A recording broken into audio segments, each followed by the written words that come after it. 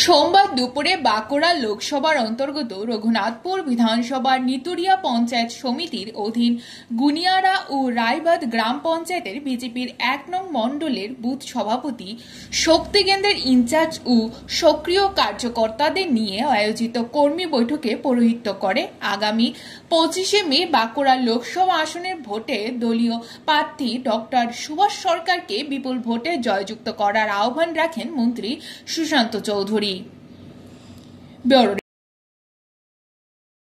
যে গভর্নমেন্টে দুজন cabinet minister জেলে রয়েছে, অনুব্রত মণ্ডল জেলে রয়েছে, আজকে সন্দেশখালীর মতো ঘটনা হচ্ছে, চাকরি চলে যাচ্ছে, নারী নির্যাতন বলুন, রাজনৈতিক সন্ত্রাস বলুন, হিংসা বলুন, দুর্নীতি বলুন, পশ্চিমবঙ্গ আজকে সারা ভারতকে দিশা দেখাচ্ছে। নেতিবাচক দিক থেকে, দুর্নীতির দিক থেকে, রাজনৈতিক সন্ত্রাসের দিক থেকে। আজকেও নির্বাচন হচ্ছে, বিভিন্ন জায়গায় বোমাবাজি সন্ত্রাস সেখানে চলছে, কিন্তু এগুলো গণতন্ত্রের দীর্ঘদিন চলে না।